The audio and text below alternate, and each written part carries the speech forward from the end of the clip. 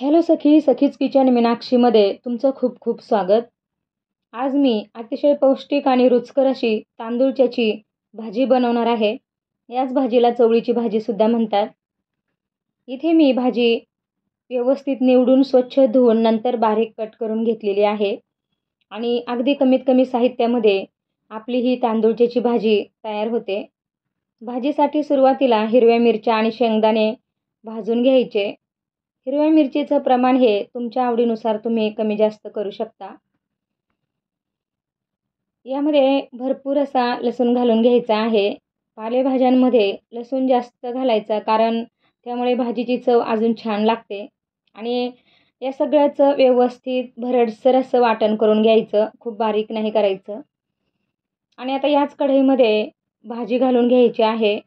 या भाजीवर कच्चं तेल खूप छान लागतं, म्हणून मी सगळ्यात शेवटी घालणार आहे. सुरुवातीला ही भाजी कढईमध्ये खूप वाटते, नंतर मात्र ती खूप कमी कमी होत जाते. म्हणून या भाजीमध्ये मीठ जरा जपूनच घालायचं आणि व्यवस्थित मिक्स करून घ्यायचं.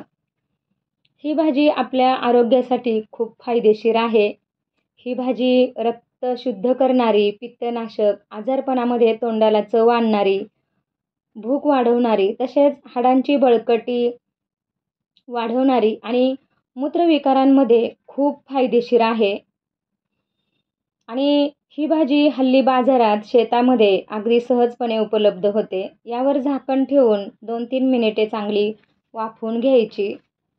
आणि आता यामध्ये भरडसर असं वाटण घालून घ्यायचं आहे आणि व्यवस्थित मिक्स करून घ्यायचं.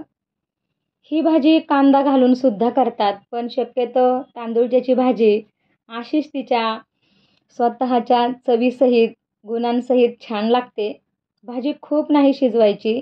पाणी आटले की आपल्याला यामध्ये तेल घालून घ्यायचं आहे. आणि मी इथे शुद्ध करडीचे तेल घेतलेलं आहे. आणि ही पळी जी आहे ती खूप छोटी आहे, नाहीतर तुम्हाला वाटेल किती तेल घातलं. तेल भाजीत चांगलं मिक्स करून घ्यायचं आहे. तुम्ही बघू शकता, सुरुवातीला खूप वाटणारी भाजी किती थोडीशी झालेली आहे.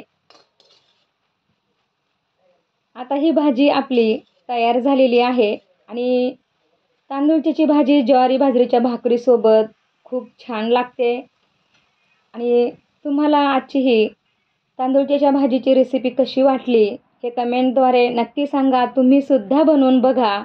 आणि आपल्या सखीच किचन मीनाक्षी या चॅनलला लाईक, शेअर आणि सबस्क्राईब करा. थँक्यू. बाय.